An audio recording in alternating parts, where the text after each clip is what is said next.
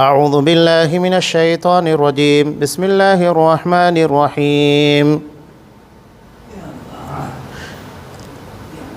يا أيها الذين آمنوا لا تقولوا راعنا وقولوا انظرنا واسمعوا وللكافرين عذاب أليم ما يود الذين كفروا من أهل الكتاب ولا المشركين أن ينزل عليكم من خير من ربكم والله يختص برحمته من يشاء والله ذو الفضل العظيم ما ننسخ من آية أو ننسها نأت بخير منها أو مثلها ألم تعلم أن الله على كل شيء قدير ألم تعلم أن الله له ملك السماوات والأرض وما لكم من دون الله من ولي ولا نصير أم تريدون أن تسألوا رسولكم كما سئل موسى من قبل ومن يتبدل الكفر بالإيمان فقد ضل سواء السبيل ود كثير من أهل الكتاب لو يردونكم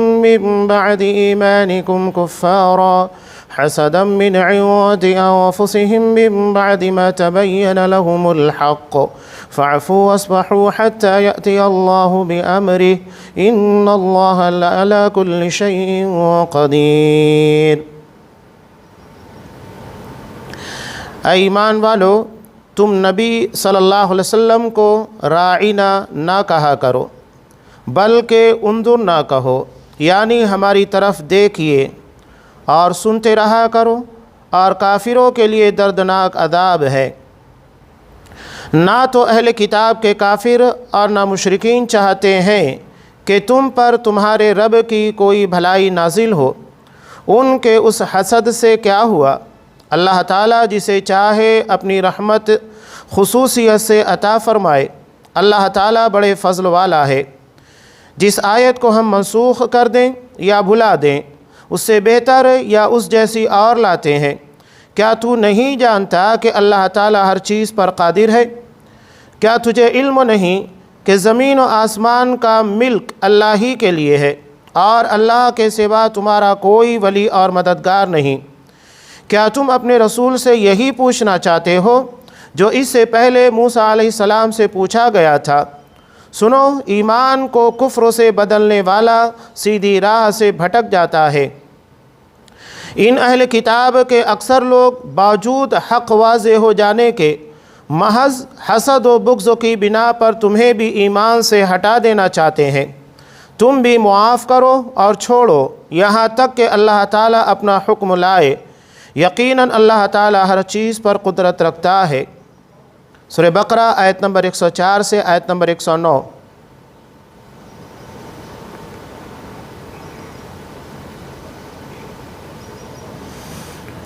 محترم سامعین،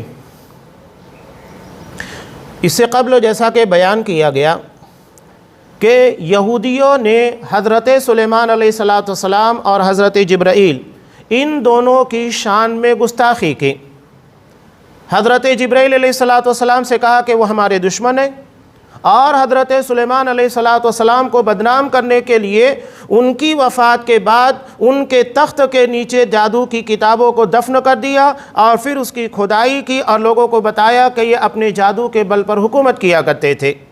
سوچئے کہ ایک نبی کی شان میں اس سے بڑی گستاخی کیا ہو سکتی ہے، نعوذ باللہ، کہ اسے جادوگر کہا جائے، اس کے پر جادو کا الزام لگایا جائے، اور اسے یہ بتایا جائے کہ وہ اپنے علم نبوت نہیں بلکہ جادو کے بل بوتے کے پر حکومت کیا کرتا تھا۔ یہ سنگین الزام ہے۔ ان لوگوں کی یہ جو گستاخیاں ہیں، یہ سلسلہ جاری تھا۔ جب ان لوگوں نے حضرت سلیمان اور دیگر انبیاء کو نہیں بخشا، میں نے پچھلے درسوں میں بتایا تھا کہ ان لوگوں نے نعوذ باللہ حضرت نوح علیہ السلام، حضرت لوط علیہ السلام، حضرت داؤد، حضرت سلیمان، کسی کو نہیں بخشا۔ کسی کو زانی بنا دیا، کسی کو شرابی بنا دیا، ہر کسی کے بارے میں کچھ نہ کچھ ان لوگوں نے کام کیا، یہاں تک کہ حضرت موسیٰ علیہ السلام کو بھی نہیں بخشا۔ قرآن مجید نے اس ضمن میں آیت نازل کی، یا ایہا الذین آمنوا، اے ایمان والو، لا تکونوا کالذین آذوا موسیٰ، ان لوگوں کی طرح نہ ہو جانا جن لوگوں نے حضرت موسیٰ علیہ السلام کو تکلیف دی۔ فبرأہ اللہ مما قالوا، اللہ نے ان لوگوں کے الزامات سے حضرت موسیٰ علیہ السلام کو بری قرار دیا، منع کیا۔ اب آپ صلی اللہ علیہ وسلم کے پاس آنے والے بہت سارے لوگوں میں یہودی بھی تھے جو آپ کی مجلس میں شریک ہوا کرتے تھے، اور یہ شرارتاً آپ صلی اللہ علیہ وسلم کو کیا کہا کرتے تھے؟ راعینا۔ یہاں تھوڑا سا فرق ہوتا ہے۔ راعینا کا مطلب ہوتا ہے ہم آپ کی بات سمجھ نہیں پائے، آپ دوبارہ اس بات کو سمجھانے کی کوشش کیجئے، لیکن وہ اسے تھوڑا سا کھینچ کر کہا کرتے تھے۔ راعینا یعنی عین کے بعد یا کا اضافہ کرتے تھے، راعینا نہیں بلکہ راعینا، تھوڑا سا اضافہ کرنے سے معنی میں بالکل تبدیلی واقع ہو جاتی۔ اب راعینا کا مطلب کیا ہو جاتا ہے؟ اجٹ، احمق، ہمارے چرواہے، یعنی جسے ہم نے بکریاں چرانے کے لیے رکھا ہے۔ اتنا بڑا فرق الفاظ کے اندر تبدیلی سے واقع ہوتا، اور وہ اس طرح الفاظ کے اندر تبدیلیاں کر کے آپ صلی اللہ علیہ وسلم کی شان میں گستاخی کیا کرتے تھے۔ اب یہاں ضمناً نبی کی شان میں جو گستاخی ہوتی ہے اس بارے میں وضاحت ضروری ہے۔ نبی کریم صلی اللہ علیہ وسلم کے شان میں گستاخی کے تعلق سے، حالانکہ آپ صلی اللہ علیہ وسلم نے کچھ لوگوں کے تعلق سے کہا کہ ان لوگوں کو اگر کعبۃ اللہ کا پردہ پکڑ کر لٹکتا ہوا دیکھ لو تب بھی مار دو، ان لوگوں کو ایسی صورت میں بھی معاف نہیں کیا جائے گا۔ یہ آپ صلی اللہ علیہ وسلم کا ذاتی انتقام نہیں تھا۔ حضرت عائشہ رضی اللہ تعالیٰ عنہ کہتی ہیں کہ آپ صلی اللہ علیہ وسلم نے کبھی اپنی ذات کے لیے انتقام نہیں لیا، کہ آپ صلی اللہ علیہ وسلم کو اگر کسی نے ذاتی طور کے پر تکلیف پہنچائی تو آپ نے اس کا انتقام لیا ہو، نہیں۔ ہاں، اگر دین کے معاملات آتے، اللہ کی شریعت کو پامال کیا جا رہا ہے، تب آپ وہاں پر خاموش نہیں بیٹھتے تھے، انتقام لیتے تھے۔ وہاں انتقام، وہاں قصاص اپنی ذات کے لیے نہیں بلکہ اللہ کے دین کو محفوظ رکھنے کے لیے، اللہ کی شریعت کی حفاظت کے لیے ہوا کرتا تھا۔ یہ فرق یاد رکھیے گا۔ چنانچہ نبی کریم صلی اللہ علیہ وسلم کے زمانے میں بھی اس کی مثال ملتی ہے، اور بعد میں بھی۔ نبی کریم صلی اللہ علیہ وسلم کے زمانے کے تعلق سے ہے کہ ایک نابینا صحابی تھے، اور ان کے پاس ایک لونڈی تھی، اور اس لونڈی سے ان کے 2 بچے بھی تھے۔ یہ لونڈی آپ صلی اللہ علیہ وسلم کی شان میں گستاخی کرتی، نازیبہ کلمات کہا کرتی تھی۔ چنانچہ ایک رات جب اس نے کہنا شروع کیا تو انہوں نے چھری اٹھائی اور اٹھا کر اس کے پیٹ میں گھونپ دی اور زور لگا کر اس کے پر چڑھ گئے، یہاں تک کہ اسی بنیاد کے پر اس کی موت واقع ہو گئی۔ یہ رات کی گھٹنا تھی۔ آپ صلی اللہ علیہ وسلم کو اس کے بارے میں علم ہوا، آپ نے اللہ کا واسطہ دے کر کہا کہ کس نے ایسا کام کیا ہے وہ سامنے آ جائے۔ چنانچہ وہ نابینا صحابی کھڑے ہو گئے۔ اب یہاں پر ایک ضمناً بات یہ بھی معلوم ہوتی ہے کہ آپ صلی اللہ علیہ وسلم عالم الغیب نہیں تھے جیسا کہ لوگ ثابت کرنے کی کوشش کرتے ہیں، ورنہ آپ صلی اللہ علیہ وسلم یہ کیوں کہتے کہ کس نے یہ کام کیا وہ سامنے آئے؟ عالم الغیب ہوتے تو آپ کو سوال کرنے کی ضرورت نہیں تھی، آپ کو تو پہلے سب معلوم تھا۔ جب وہ صحابی کھڑے ہو کر آپ کے بالکل قریب آ گئے اور کہا کہ دیکھیے اللہ کے رسول، وہ آپ کی شان میں اس سے پہلے بھی گستاخی کیا کرتی تھی، نازیبہ کلمات کہا کرتی تھی، میں اس کو منع کرتا تھا، حالانکہ مجھے اس سے بہت محبت تھی۔ اللہ نے اس کے ذریعے مجھے 2 اولاد عطا کی جو انتہائی خوبصورت، انتہائی پیارے بچے ہیں، لیکن کل رات اس کے باوجود بھی جب وہ یہ حرکت کرنا شروع کی مجھے برداشت نہیں ہوا، اور میں نے چھری لے کر اس کے پیٹ میں گھونپ دی اور اس کے پر چڑھ گیا، جس کی وجہ سے اس کی موت واقع ہو گئی۔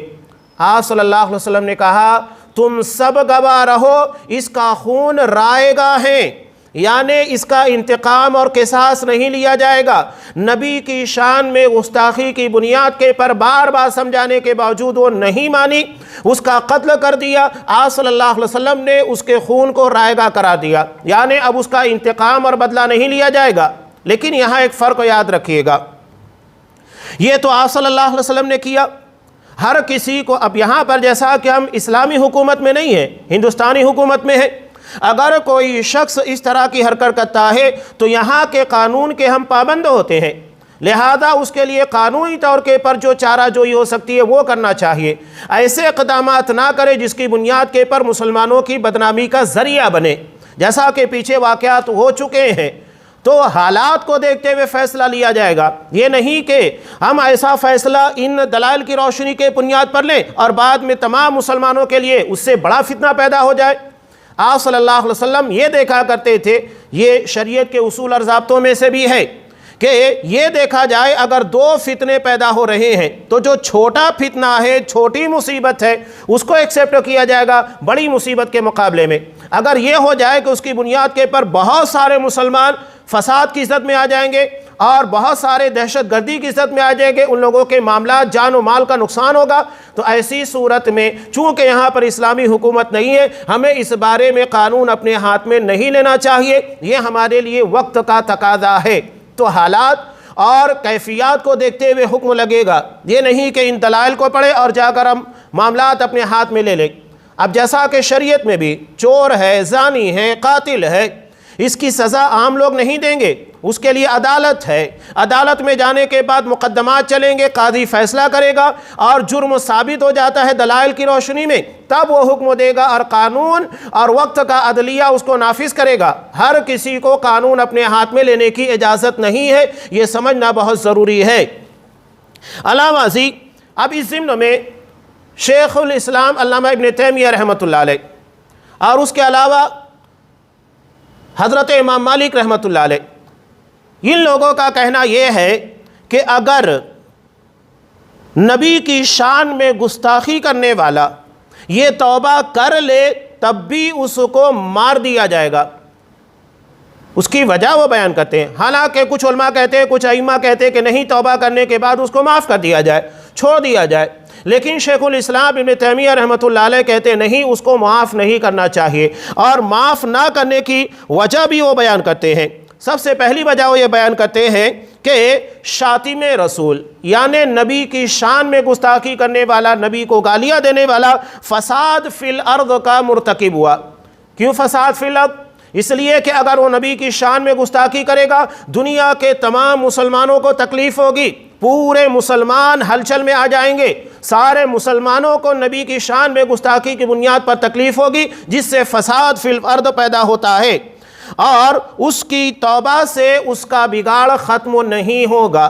لہذا لوگوں کے دلوں کے اندر چونکہ نفرت پیدا ہو چکی ہے، اس کو مار دیا جائے گا۔ دوسری وجہ یہ بیان کرتے ہیں کہ اگر توبہ کی وجہ سے سزا نہ دی جائے تو دوسرے بدبخت کھڑے ہوں گے، وہ بھی اس طرح کی حرکت کریں گے اور توبہ کر لیں گے، یعنی توبہ کو وہ ڈھال کے طور پر استعمال کریں گے، نہ کہ اپنے دل اور اپنے آپ کی اصلاح کے لیے، بلکہ ڈھال کے طور پر استعمال کریں گے اور یہ حرکت کریں گے، توبہ کر لیں گے۔ ان کو معلوم ہے کہ توبہ کرنے کے بعد ہم کو سزا ملنے والی نہیں ہے، لہذا اس طرح نبی کی شان میں گستاخیاں ہوتی رہے گی، اس کا سدباب کرنے کے لیے ہمیں ایسے شخصوں کو مار دینا چاہیے۔ اور تیسری وجہ یہ بیان کرتے ہیں کہ نبی کی شان میں گستاخی کرنے والا دراصل یہ حقوق اللہ اور حقوق العباد ان دونوں کا مرتکب ہوتا ہے۔ حقوق اللہ تو ایسا ہے اللہ چاہے معاف کر دے، اور اللہ بڑا غفور رحیم، بڑا بخشنے والا، بہت رحم کرنے والا ہے، لیکن بندہ تو نہیں معاف کرتا ہے۔ حقوق العباد اور حقوق اللہ دونوں ہے، اس لیے کہ اگر کوئی نبی کی شان میں گستاخی کرتا ہے تو اللہ کی شان میں بھی گستاخی کرتا ہے، اس لیے کہ آپ صلی اللہ علیہ وسلم کو نبی کس نے بنایا؟ اللہ نے بنایا۔ اگر کوئی نبی کی شان میں گستاخی کرتا ہے تو وہ اللہ کی شان میں گستاخی کا مرتکب ہے، وہ اللہ کے فیصلے کے پر اعتراض کر رہا ہے کہ اللہ تو نے اس کو نبی کیوں بنایا، وہ اللہ پر اعتراض کرتا ہے، اس بنیاد کے پر گنجائش نہیں ہے۔ چوتھی چیز یہ بھی ہے کہ مثال انہوں نے دی بہت پیاری ہے کہ اگر کوئی شخص قتل کرتا ہے تو قتل کرنے کے بعد اگر وہ یہ کہے کہ نہیں مجھے اس کے بارے میں علم نہیں تھا، میں توبہ کر لیتا ہوں، تو کیا توبہ کرنے کی بنیاد پر قاتل کے قتل کی سزا معاف ہو جائے گی؟ نہیں ہوگی۔ یا اگر چوری کرے تو وہ معافی مانگ لے، توبہ کر لے، تو کیا اس کو معاف کر دیا جائے گا؟ نہیں۔ عدالت تک اگر مقدمہ پہنچ چکا ہے تو اس کو نہیں بخشا جائے گا، اور اس کی سزا یہی ہے کہ قتل کے بدلے میں قتل کر دیا جائے، اور چوری کرنے کی بنیاد کے پر اگر وہ نصاب کو پہنچی ہوئی چیز ہے اس کا ہاتھ کاٹ دیا جائے، یہی اس کی سزا ہے اور یہی توبہ ہے۔ یعنی اس کے توبہ کی بنیاد کے پر سزائے کالعدم نہیں ہوتی، وہ سزائے اس کے پر نافذ ہوگی، یہ اس کی وجہ ہے۔ امام بخاری رحمۃ اللہ علیہ نے ایک روایت کو نقل بھی کیا ہے کہ آپ صلی اللہ علیہ وسلم کے زمانے میں ایک یہودی تھا، وہ مسلمان ہو گیا، مسلمان ہونے کے بعد آپ صلی اللہ علیہ وسلم کے پاس آ کر قرآن مجید کو لکھنا بھی شروع کر دیا، بعد میں اس نے اسلام سے ارتداد کی راہ اختیار کی، مرتد ہو گیا، اور دعویٰ کرنے لگا کہ آپ صلی اللہ علیہ وسلم جو بھی پیش کرتے ہیں وہ میں لکھ کر دیا کرتا تھا۔ اس طرح آپ کی شان میں گستاخیاں کرنے لگا۔ اب گستاخیاں ہونے لگی، اس کے بعد ہوا یوں کہ اس کی موت واقع ہوئی۔ اب لوگوں نے اس کو دفن کر دیا۔ اللہ کی طرف سے ایسا ہوا کہ قبروں نے اسے نکال کر باہر پھینک دیا۔ یہودیوں نے کہا کہ یہ محمد صلی اللہ علیہ وسلم ان کے ساتھیوں کا کام ہے، چونکہ یہ واپس چلا آیا تھا، مرتد ہو گیا تھا، لہذا ان لوگوں نے اس کی قبروں کے ساتھ ایسا کیا ہے۔ چنانچہ انہوں نے دوسرے دن قبروں کو مزید گہرا کھودا اور اس میں دفن کر دیا۔ اب ہوا یوں کہ اس کے بعد دوبارہ قبروں نے اس کو باہر پھینک دیا، اس کے بعد بھی ان لوگوں نے وہی الزام لگایا۔ اب تیسرے دن ان لوگوں نے اس سے کہیں زیادہ گہری قبروں کھودی، اس میں ڈال دیا، اس کے بعد بھی قبروں نے اسے باہر پھینک دیا۔ تب وہ سمجھ گئے کہ یہ معاملہ کچھ اور ہے، یہ محمد صلی اللہ علیہ وسلم اور ان کے ساتھی ایسا نہیں کر رہے بلکہ یہ اس کی گستاخی کی سزا ہے۔ تو اللہ کی طرف سے دنیا میں بھی اس طرح کے مظاہرے ہوتے ہیں کہ نبی کا گستاخ اور شاتم رسول کو بخشا نہیں جائے گا۔ آپ صلی اللہ علیہ وسلم نے ایک شخص کے تعلق سے جب معلوم ہوا کہ آپ کی شان میں گستاخیاں کر رہا ہے، گالیاں بکتا ہے، تو آپ نے کہا کہ کون ہے جو اس کا کام تمام کر دے گا؟ معاملہ حد سے آگے بگڑ چکا ہے۔ تب حضرت زبیر رضی اللہ تعالیٰ عنہ کھڑے ہوئے، کہا کہ اللہ کا رسول میں اس بات کے لیے تیار ہوں۔ چنانچہ حضرت زبیر جا کر اس کو قتل کرتے ہیں۔ ایسے بہت سارے لوگ ہیں۔ کعب بن اشرف ایک یہودی ہے، اس کا بھی قتل صحابہ کرام نے کیا، جو نبی کی شان میں، ازواج مطہرات کی شان میں گستاخیاں کرتا تھا۔ لہذا اس باب میں واضح فیصلہ ہے اسلامی حکومت کے اندر کہ اگر کوئی نبی کی شان میں گستاخی کرتا ہے تو اس کی سزا قتل ہے، اور اگر کوئی اصحاب کرام کی شان میں گستاخی کرتا ہے تو اس کو کوڑوں سے مارا جائے گا۔ یہ حضرت امام مالک رحمۃ اللہ علیہ کا قول ہے۔ تو یہ بہت اہم باب ہے، یہ چھوٹا موٹا مسئلہ نہیں ہے۔ خود اللہ تبارک و تعالیٰ ارشاد فرماتا ہے، ان الذین یؤذون اللہ ورسولہ لعنہم اللہ فی الدنیا والآخرہ وأعد لہم عذابا مہینا۔ بے شک جو لوگ اللہ اور اس کے رسول کو تکلیف پہنچاتے ہیں، اللہ نے دنیا اور آخرت دونوں جگہ پر ان لوگوں پر لعنت بھیجی ہے اور ان لوگوں کے لیے دردناک عذاب تیار کر رکھا ہے۔ یہ چھوٹا سا جرم نہیں ہے۔ لہذا نبی کی شان میں جو اس طرح کی گستاخیاں کی جاتی ہے تو اس باب میں ان لوگوں کو بخشا نہیں جائے گا۔ لیکن یہاں یہ سمجھ لینا چاہیے کہ حکومت اور حالات کو دیکھتے ہوئے ان چیزوں کے پر عمل ہوگا۔ ہم قانون کو اپنے ہاتھوں میں لے کر مسلمانوں کے لیے مزید تکلیف کا سامان نہیں پیدا کر سکتے ہیں۔ علامہ سی ابو لہب، اس کے بارے میں بھی پتا ہے کہ جو نبی کریم صلی اللہ علیہ وسلم کا سگا چچا تھا، جو نبی کی پیدائش کے پر خوشی کے مارے اپنی لونڈی حضرت ثوبیہ رضی اللہ تعالیٰ عنہ کو آزاد کر دیا، لیکن جب آپ نبی بنے تو آپ کی نبوت کا سب سے شدید مخالف تھا۔ نتیجہ کیا ہوا؟ ایسی موت مرا کہ اس کی بیماری کی وجہ سے مرنے کے بعد اس کے بچے اس کے قریب نہیں گئے، جسموں میں پھوڑے نکل چکے تھے۔ چنانچہ کچھ غلاموں کو لگا کر یوں ہی دور سے گڑھا کھود کر اسے گڑھے کے اندر پھینک دیا گیا، کوئی اس کے قریب تک نہیں گیا، اس کے بچے زندہ تھے، بچے اس کے قریب نہیں گئے۔ یہ گستاخ رسول کی سزا ہے اور قیامت تک اس کی بربادی کے لیے سورہ لہب پڑھی جاتی رہے گی۔ تبت یدا ابی لہب وتب، کہ ابو لہب تیرا ستیہ ناش ہو، تیرے دونوں ہاتھ ٹوٹ جائیں۔ یہ قیامت تک ہر مسلمان پڑھتا رہے گا، ابو لہب کے پر لعنت بھیجتا رہے گا۔ یہ نبی کی شان میں گستاخی کا نتیجہ ہے، یہ چھوٹا سا جرم نہیں ہے، لہذا اس باب میں بہت زیادہ چوکن نہ رہا جائے۔ تو یہودیوں کے اسی عمل کے تعلق سے قرآن اصحاب کرام کو کہا کہ اپنی مجلس میں نبی کریم صلی اللہ علیہ وسلم کو راعینا نہ کہو۔ ٹھیک ہے، تم لوگ الفاظ کے اندر تبدیلی نہیں کرتے، لیکن یہودی تو اس لفظوں کو غلط طریقے سے استعمال کرتے ہیں، لہذا ایسے الفاظ جس میں گستاخی کی گنجائش پیدا کی جا سکتی ہے اس طرح کے الفاظ نبی کے لیے استعمال نہیں کرنا چاہیے، بلکہ قرآن نے کہا اس کے بدلے میں تم یہ کہو انظرنا، آپ ذرا ہماری طرف توجہ دیجئے، ہم جو کہہ رہے آپ اسے سنیے۔ اس کی جگہ دوسرا لفظ قرآن مجید نے بیان کیا۔ علامہ سی یہ آپ صلی اللہ علیہ وسلم کے پاس آ کر ایک اور شرارت کرتے تھے۔ ہمارے یہاں سلام کرنے کے معاملے میں لوگ غلطیاں کرتے ہیں۔ سلام جو صحیح تلفظ کے ساتھ ہے ادا کرنا چاہیے، السلام علیکم ورحمۃ اللہ وبرکاتہ۔ بہت سارے لوگ السلام علیکم، یہ روانی میں السلام علیکم، یہ جو روانی کے اندر غلطیاں کی جاتی ہے بڑی بھیانک ہوتی ہے۔ عربی زبان میں سام کا مطلب ہوتا ہے موت، السلام علیکم یعنی تمہارے پر موت واقع ہو جائے، اور یہودی ایسے ہی کرتے تھے، وہ روانی کے ساتھ کہتے ہیں السلام علیکم یعنی اے نبی تمہارے پر موت آ جائے، تم مر جاؤ۔ چنانچہ اس بارے میں بھی اصحاب کرام کو چوکنا کیا گیا۔ ایک مرتبہ جب ایک یہودی آ کر آپ صلی اللہ علیہ وسلم کو اسی طرح کہتا ہے تو حضرت عائشہ رضی اللہ تعالیٰ عنہ پلٹ کر جواب دینے لگی، کہا کہ نہیں بلکہ تم لوگوں کے پر موت واقع ہو۔ حالانکہ آپ صلی اللہ علیہ وسلم اس کے جواب میں کیا کہتے تھے؟ وعلیکم، تم پر، یعنی مجھ پر نہیں تم پر ہلاکت اور بربادی ہو۔ اچھے انداز میں آپ جواب دیا کرتے تھے۔ حضرت عائشہ رضی اللہ تعالیٰ عنہ کہ اس جواب میں آپ نے کہا کہ عائشہ کیا تم نے یہ نہیں دیکھا کہ میں نے کتنا بہتر اس کو جواب دے دیا، تمہیں اس طرح جواب دینے کی ضرورت نہیں تھی۔ تو یہ اس طرح کی حرکتیں کرتے ہیں، تو ہمیں بھی سلام کے بارے میں محتاط رہنا چاہیے، ہماری زبان سے سلام صحیح طور کے پر ادا ہو، اس بارے میں توجہ دی جائے۔ اب آگے قرآن مجید بیان کر رہا ہے ما یود الذین کفروا من اہل الکتاب ولا المشرکین ان ینزل علیکم من خیر من ربکم، کہ اہل کتاب کے کافر اور مشرک یہ نہیں چاہتے ہیں کہ آپ کے پر آپ کے رب کا خیر نازل ہو، بھلائیاں نازل ہو، یعنی دین کے جتنے احکامات نازل ہوتے جائیں گے مسلمان اتنا بہتر عمل کریں گے، اتنا زیادہ ان لوگوں کو عزت ملے گی۔ تو وہ اس بارے میں آپ صلی اللہ علیہ وسلم کے پر حسد کیا کرتے تھے، وہ نہیں چاہتے تھے کہ آپ صلی اللہ علیہ وسلم کے پر قرآن نازل ہو، شریعت نازل ہو۔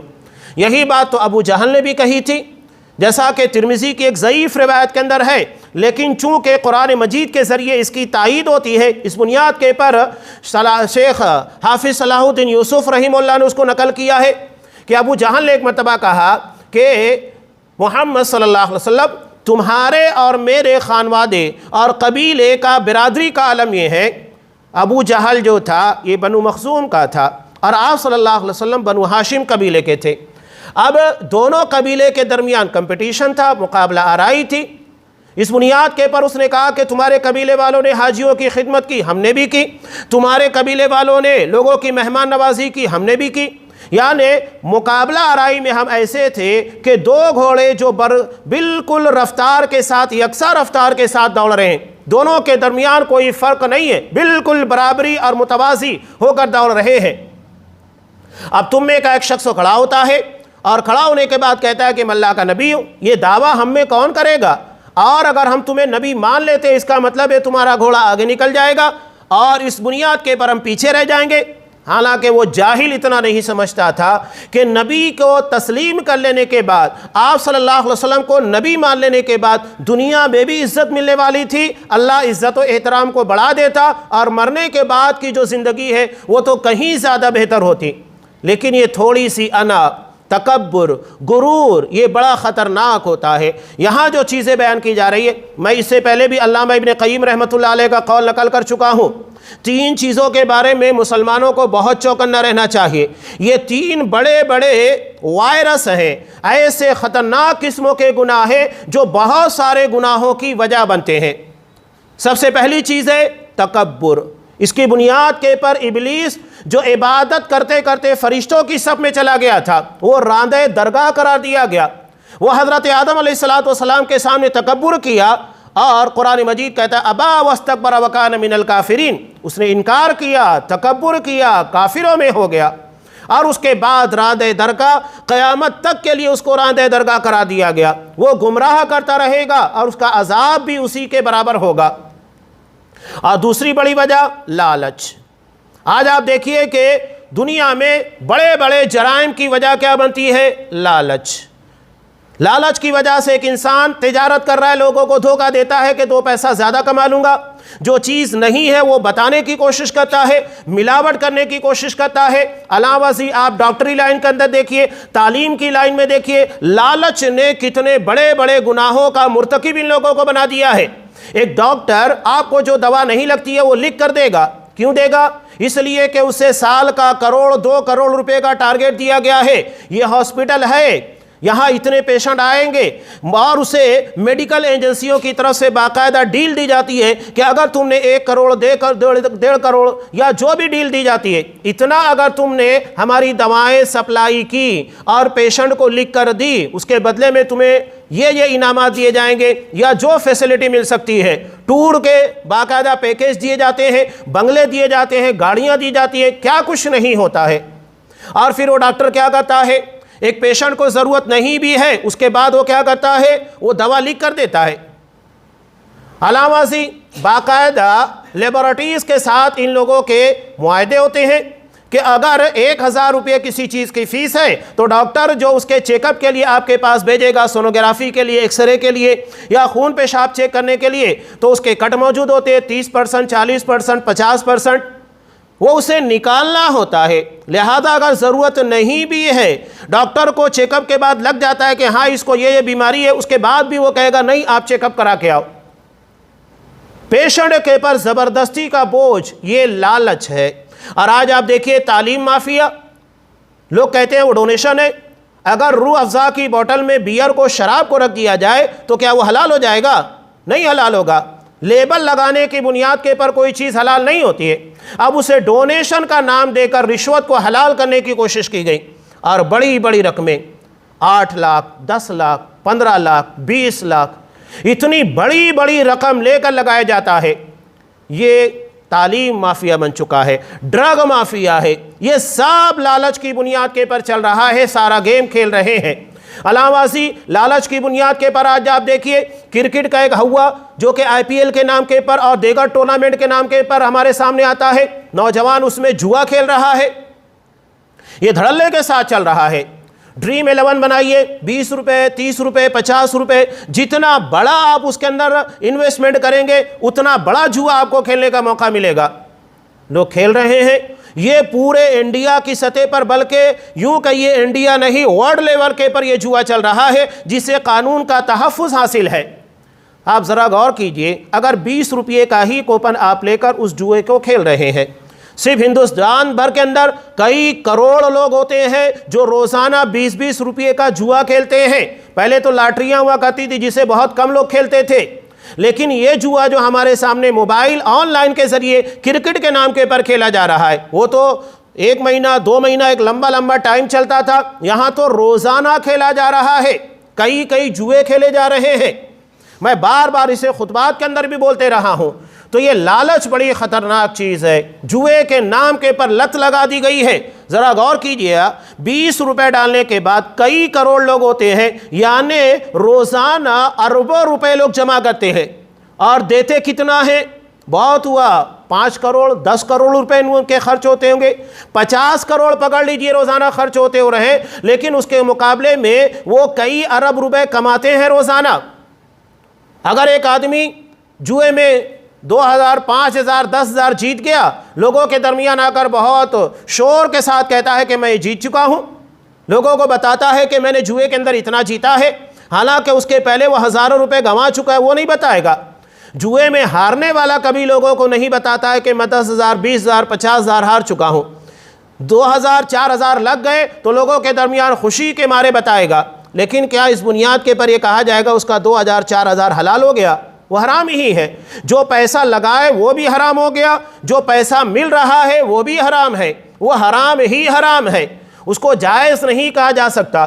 اور اس کی بنیاد کے پر بڑے بڑے فتنے جو پیدا ہو رہے ہیں، نماز کا چھوڑ دیا جانا، لوگ نماز نہیں پڑھتے ہیں، ٹورنامنٹ کے پیچھے لگے رہتے ہیں۔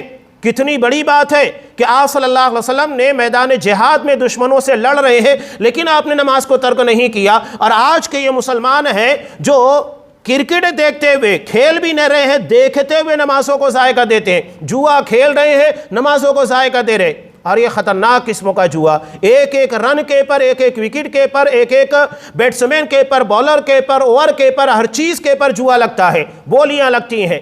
یہ خطرناک قسموں کا جوا ہے۔ بتائیے یہ سب کرنے کے بعد مسلمان دنیا میں عزت پائیں گے؟ اللہ اس بنیاد کے پر ان کو دنیا کے اندر عزت عطا کرے گا، نمازوں کے چھوڑنے کی وجہ سے، حرام کمائی کی بنیاد کے پر، جوا کھیلنے کی بنیاد کے پر۔ یہ ساری چیزیں ہم کر رہے ہیں، اللہ کے عذاب کو دعوت دے رہے ہیں، اور یہ سمجھ رہے ہیں کہ اللہ ہم کو دنیا میں عزت دے گا، حالانکہ ہم نے ذلت کے سارے اسباب کو اختیار کیا ہے۔ تو یہ لالچ ہے، اس بنیاد کے پر بڑے بڑے جرائم انجام دیے جاتے ہیں۔ اور تیسری وجہ ہے حسد، جیسا کہ آگے آ رہا ہے، حسدا من عند انفسہم، یہ یہود اور مشرکین حسد کی بنیاد پر آپ صلی اللہ علیہ وسلم کی رسالت کو نہیں مانتے تھے کہ آخر آپ کے آگے پیچھے کوئی نہیں ہے، نہ آپ کا کوئی بھائی ہے، نہ بہن ہے، نہ تو باپ ہے، نہ ماں ہے، کچھ بھی نہیں ہے ظاہری اعتبار سے، اور آپ کو اتنی بڑی پوسٹ دے دی گئی ہے، کیوں ایسا ہے؟ انہیں اعتراض تھا، وہ یہ کہا کرتے تھے لولا نزل هذا القرآن على رجل من القريتين عظیم، ایسا کیوں نہیں ہوا کہ دو بڑے شہر مکہ اور طائف، یہاں کی کسی بڑی شخصیت، کسی سردار کے پر قرآن مجید نازل ہوتا؟ انہیں حسد تھی۔ حسد بڑی خطرناک چیز ہے۔ حسد کا مطلب ہے اللہ کے فیصلوں کے پر اعتراض۔ دنیا میں سب سے پہلا قتل کس بنیاد کے پر ہوا؟ حسد کی بنیاد پر۔ جب قابیل نے اپنے بھائی حابیل کے پر حسد کیا کہ اس کے حصے میں اور اس کی شریک حیات بننے والی مجھ سے کہیں زیادہ خوبصورت ہے، لہذا اس نے قتل کر دیا۔ یہ جو قتل ہوا، دنیا کا سب سے پہلا قتل حسد کی بنیاد کے پر ہوا۔ یعنی حسد کی وجہ سے لوگ مرڈر بھی کر سکتے ہیں، دیگر ساری باتیں چھوڑ دیجئے، قتل تک کیا جا سکتا ہے، اس کے بعد تو کوئی گناہ بچتا نہیں ہے۔ قتل کر دیے، مر گیا، اس کے بعد کہاں بچا؟ آخری اسٹیپ تک پہنچ سکتا ہے حسد کی بنیاد کے پر۔ یہ تین بڑے خطرناک جرائم ہیں، اور یہاں اسی چیزوں کو بیان کیا جا رہا ہے۔ اب آگے قرآن مجید ایک اور چیز بیان کر رہا ہے، ما ننسخ من آیت او ننسیہا نأتی بخیر منہا او مثلیہا، ہم جس آیت کو منسوخ کر دیں یا بھلا دیں، اس سے بہتر یا اس جیسی اور لاتے ہیں، کیا تو نہیں جانتا کہ اللہ تعالیٰ ہر چیز پر قادر ہے؟ قرآن مجید میں کچھ آیتیں ایسی ہیں، احکامات جو پہلے تھے بعد میں اس کو منسوخ کرا دیا گیا، یعنی پہلا حکم نہیں ہے اب یہ حکم ہے۔ ایسی بہت سارے قرآن مجید میں شریعت میں باتیں ہیں۔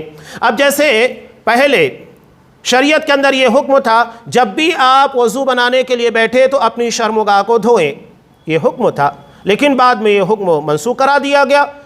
تو بہت ساری چیزیں ایسی ہیں، پہلے جیسا کہ حکم تھا، آپ صلی اللہ علیہ وسلم نے کہا کہ اگر تم دیکھو کہ امام بیٹھ کر نماز پڑھ رہا ہے تم بھی بیٹھ کر پڑھو، لیکن آپ صلی اللہ علیہ وسلم نے جب اپنی آخری نمازیں پڑھائی تو آپ بیٹھے ہوئے تھے، اصحاب کرام پیچھے کھڑے تھے، یہ حکم منسوخ ہو گیا۔ یعنی پہلے کے مقابلے میں احکامات منسوخ ہوتے گئے، یہ کچھ ہیں، زیادہ نہیں ہے۔ اور بتانے کا مقصود یہ کہ اللہ تبارک و تعالیٰ وہ شریعت کا نازل کرنے والا، وہ اپنی شریعت میں جو چاہے جیسے چاہے جو کرنا چاہے کر سکتا ہے۔ قرآن مجید کی کچھ آیات کو قرآن سے نکال دیا گیا، جیسا کہ ایک مشہور آیت ہے جس کے بارے میں حکم موجود ہے لیکن آیت کو قرآن مجید سے نکال دیا گیا ہے۔ حضرت عبداللہ ابن عباس رضی اللہ تعالیٰ عنہ کہتے ہیں کہ قرآن مجید کے اندر یہ آیت موجود تھی، الشیخ والشیخۃ اذا زنیا فرجموہما البتہ، کہ بوڑھا مرد اور بوڑھی عورت اگر یہ زناکاری اور بدکاری کرے تو انہیں البتہ رجم کر دیا جائے، پتھروں سے مار دیا جائے۔ یہ حکم موجود ہے لیکن قرآن مجید میں یہ آیت نکال دی گئی، حالانکہ یہ پہلے قرآن مجید کا حصہ تھی۔ تو ایسے بہت ساری باتیں بھی، اب آپ خود دیکھیے گا کہ قرآن مجید حالات کے اعتبار سے خود ہم کو کہتا ہے۔ آپ صلی اللہ علیہ وسلم نے کہا کہ اگر کسی کو نماز کھڑے ہو کر پڑھنے کی طاقت ہے کھڑے ہو کر پڑھے، اور اگر اس کی طاقت نہیں ہے تو پھر اس کے بعد کیا کرے گا؟ بیٹھ کر۔ اس کی بھی طاقت نہیں ہے، پہلو کے بل۔ یعنی حالات کے اعتبار سے حکم میں تبدیلیاں، نرمی کی جا رہی ہے، ہمیں آسانی فراہم کی جا رہی ہے۔ تو شریعت میں اس طرح کی لچک آج بھی رکھی گئی ہے حالات کے تقاضوں کے اعتبار سے، لیکن کچھ چیزیں تھیں جو بالکل منسوخ کر دی گئی، اب وہ شریعت کا حصہ نہیں ہے۔ جیسا کہ ابتدا میں یہ بھی حکم تھا کہ اگر کوئی شخص روزہ رکھنے کی طاقت رکھنے کے باوجود نہیں رکھنا چاہتا ہے، اس کے پاس طاقت ہے، کوئی عذر موجود نہیں ہے، نہ تو بیمار ہے نہ مسافر ہے، لیکن روزہ نہیں رکھنا چاہتا ہے، تو وہ ایک روزے کے بدلے میں ایک مسکین کو کھانا کھلا دے، یہ اس کے روزے کا کفارہ ہو جائے گا۔ لیکن بعد میں یہ حکم منسوخ ہو گیا۔ اب اگر انسان کسی طرح کا عذر نہیں رکھتا، یعنی اگر وہ بیمار نہیں ہے یا تو پھر مسافر نہیں ہے، تو ایسی صورت میں طاقت کے بعد اسے روزہ رکھنا ہی ہوگا، اب یہاں پر اس کو اختیارات نہیں ہے۔ تو یہ بات سمجھنا بہت ضروری ہے۔ تو قرآن نے کہا ننسخ من آیت او ننسیہا، کہ جو آیت ہم منسوخ کر دیتے ہیں یا بھلا دیتے ہیں، اس سے بہتر یا اس جیسی اور لاتے ہیں۔ یہ اللہ تبارک و تعالیٰ کے ہر چیز کے پر قدرت رکھنے کی دلیل ہے۔ اب یہاں قرآن نے ایک چیز اور بیان کی کہ ام تريدون ان تسألوا رسولکم کما سئل موسیٰ من قبل، مسلمانوں کی تربیت کی جا رہی ہے۔ جس طرح یہودیوں نے حضرت موسیٰ علیہ السلام کے ساتھ نازیبہ حرکات کی اور مشکل سوالات پیدا کر کے انہیں الجھن میں ڈالنے کی کوشش کی، آپ صلی اللہ علیہ وسلم کے صحابہ کو منع کیا جا رہا ہے کہ تم ایسا مت کرنا، گرچہ یہاں پر مشرکین کو بھی خطاب کیا گیا ہے جو اس طرح کی حرکتیں کر کے آپ صلی اللہ علیہ وسلم کو الجھانے کی کوشش کرتے تھے، کچھ ایسے سوالات لا کر جس سے آپ کی نبوت کے بارے میں لوگوں کو بتایا جا سکے کہ آپ نبی نہیں ہیں، حالانکہ ساری چیزوں کے جوابات دیے جا چکے۔ قرآن مجید نے یہاں پر یہ وجہ بیان کی کہ وَدَّ كَثِيرٌ مِّنْ أَهْلِ الْكِتَابِ، اہل کتاب کے اکثر لوگ باوجود حق واضح ہو جانے کے محض حسد و بغض کی بنا پر تمہیں بھی ایمان سے ہٹا دینا چاہتے ہیں۔ میں ایک واقعہ اکثر بیان کرتے رہتا ہوں، حضرت صفیہ بنت حوئی بن اخطب، یہ نبی کریم صلی اللہ علیہ وسلم کی بعد میں زوجہ بنی، ام المؤمنین بنی۔ یہ یہودی سردار جو بنو قریظہ کا تھا، حوئی بن اخطب، یہ اس کی بیٹی تھی۔ یہ کہتی ہے کہ جب آپ صلی اللہ علیہ وسلم مدینہ تشریف لائے اور آپ کے بارے میں ساری خبریں میرے والد تک پہنچی تو میں نے سنا کہ میرے والد کہہ رہے تھے کہ ساری نشانیاں جو تورات کے اندر آپ صلی اللہ علیہ وسلم کی نبوت کی بتائی گئی ہیں سب آپ کے اندر موجود ہے۔ تو اس کے بعد میرے چچا اور یہ دونوں بیٹھے تھے، کرنا کیا ہے؟ تو کہنے لگے اللہ کی قسم جب تک زندہ رہیں گے مخالفت کریں گے، اس لیے کہ یہ بنی اسرائیل نہیں بنی اسماعیل میں کا نبی ہے۔ یہ حسد ہے، حالانکہ حضرت اسماعیل اور حضرت اسحاق علیہم السلام دونوں سگے بھائی ہیں۔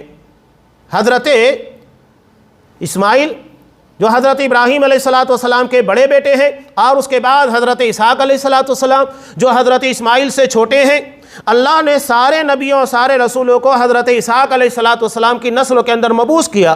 اب یہاں سے دیکھیے نسل چلتی ہے، حضرت ابراہیم علیہ السلام جنہیں ابو الانبیاء کہا جاتا ہے، یعنی تمام نبیوں کے سردار، سارے نبی انہی کی نسل سے ہوئے، اور آپ صلی اللہ علیہ وسلم کو عمومی طور کے پر سارے نبیوں کا سردار بنایا گیا۔ اب یہاں مسئلہ کیا ہوا؟ حضرت ابراہیم علیہ السلام کی نسل میں نبوت کو خاص کر دیا گیا۔ ان کے بڑے بیٹے حضرت اسماعیل علیہ السلام، چھوٹے بیٹے حضرت اسحاق۔ اب حضرت اسحاق علیہ السلام کے بیٹے ہیں حضرت یعقوب علیہ السلام، جن کا نام اسرائیل ہے۔ اب حضرت اسرائیل یعنی حضرت یعقوب علیہ السلام کے بیٹے حضرت یوسف علیہ السلام، یعنی نبوت 4 پیڑھیوں تک یکے بعد دیگرے چلتی رہی، اور اس کے بعد یہ نسل میں ہی تمام انبیاء ہے، چاہے وہ حضرت موسیٰ ہو، حضرت یحییٰ ہو، حضرت زکریا ہو، حضرت یونس و سب کے سب نبی اسی نسل کے اندر تھے۔ لیکن ایک نبی، آخری نبی جو سید الانبیاء، تمام نبیوں کے سردار، حضرت ابراہیم کے بھی اور تمام نبیوں کے سردار محمد رسول اللہ صلی اللہ علیہ وسلم، یہ حضرت اسماعیل علیہ السلام کی نسل سے آئے۔ انہوں نے اس بات کو قبول نہیں کیا، تو حسد اس کا مطلب یہ ہے کہ اللہ کے فیصلے کو تسلیم نہ کیا جائے۔ حسد کا مطلب یہ ہوتا ہے اللہ کی تقسیم کے پر راضی نہ ہو۔ حالانکہ آپ کی ناراضگی کی بنیاد پر ایسا نہیں ہے کہ اگر آپ نے کسی کو کچھ مل گیا ہے، اللہ نے کسی کو علم عطا کر دیا، خوبصورتی عطا کر دی، دولت عطا کر دی، عزت عطا کر دی، اور آپ اس کے پر حسد کر رہے ہیں، اس کی بنیاد کے پر اللہ وہ چھین لے گا؟ نہیں، ایسا نہیں ہے کہ حسد کرنے کی بنیاد کے پر چھین لے گا، بلکہ حسد سے بہت ساری برائیاں جنم لیتی ہیں۔ لوگ ایسے کامیاب لوگوں کی برائیاں کرنے لگتے ہیں، بہتان لگانے کی کوشش کرتے ہیں، بدنام کرنے کی کوششیں کرتے ہیں، اور ان لوگوں کی غیبتیں، چغلیاں جو بن سکتا ہے کرتے ہیں۔ اس سے صرف محسود کو، یعنی جس سے حسد کی جا رہی ہے، اس کو فائدہ ہوتا ہے، اس لیے کہ لوگ جتنا اس کے پر الزام لگائیں گے، بہتان لگائیں گے، بدنام کریں گے، چغلیاں کریں گے، غیبتیں کریں گے، اتنا ان لوگوں کے نامہ اعمال میں سے اس شخص کو عطا کیا جائے گا، اور ان لوگوں کی برائیوں کی بنیاد کے پر اللہ اسے اس نعمت سے محروم نہیں کرے گا۔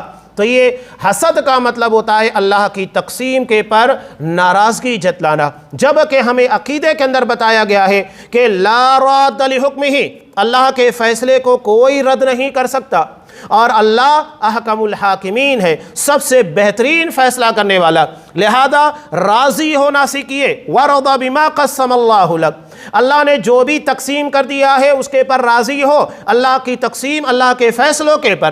اللہ نے اگر کسی کو مال دیا ہے اس کے پر راضی ہونا سیکھیے، اللہ نے کسی کو عزت دی اس کے پر راضی ہونا سیکھیے، اللہ نے اگر کسی کو شہرت عطا کی یا دنیا کے اندر علم عطا کیا اس کے پر راضی ہونا سیکھیے۔ یہ اللہ کی تقسیم ہے اور اس کی بنیاد کے پر اللہ اضافہ کرے گا۔ لَإِن شَكَرْتُمْ لَأَزِيدَنَّكُمْ، اگر شکریہ ادا کرو گے جتنی نعمتیں ملی ہے اس میں اضافہ ہوگا، لیکن اگر کفران نعمت ہے، ناشکری ہے، تو اللہ جو نعمتیں ملی ہے اس کو بھی چھین لے گا۔ یہ بنی اسرائیل کے تناظر میں امت محمدیہ کو تلقین کی جا رہی ہے اور انہیں اپنی اصلاح کی گزارش کی جا رہی ہے کہ تم اپنی اصلاح کرو، اپنے معاملات کو سدھارنے کی کوشش کرو، ورنہ جو سزائیں ان جرائم کی بنیاد کے پر ان کی پاداش میں ان لوگوں کے پر نازل ہوئی اور ان لوگوں کے پر اللہ کا عذاب اور ذلتیں اتری، اگر ہم نے وہ گناہ اور غلطیاں کی ہمارے پر بھی وہی سزائیں نافذ ہوگی۔ ہم چاہتے ہیں کہ اللہ کا غضب ہم پر نازل نہ ہو، اللہ ہمیں غضب کے مقابلے میں رحمت سے نوازے، تو پھر ہمیں غضب نہیں رحمت والے کام کرنا ہوگا، تب رحمت نازل ہوگی۔ ہم غضب والے کام کریں اور رحمت کی امید رکھیں، ایسا نہیں ہوگا۔ اللہ تبارک و تعالیٰ سے دعا ہے پروردگار ان اعمال کی توفیق دے جس سے تو راضی ہوتا ہو، جس کی بنیاد کے پر تیری رحمتیں اور برکتیں نازل ہوتی ہوں۔ ہمیں ان تمام اعمال سے محفوظ رکھ جس سے تو ناراض ہوتا ہو، جس کی بنیاد پر تیرا عذاب اور تیرا غضب نازل ہوتا ہے۔ آمین۔ وآخر دعوانا ان الحمد للہ رب العالمین۔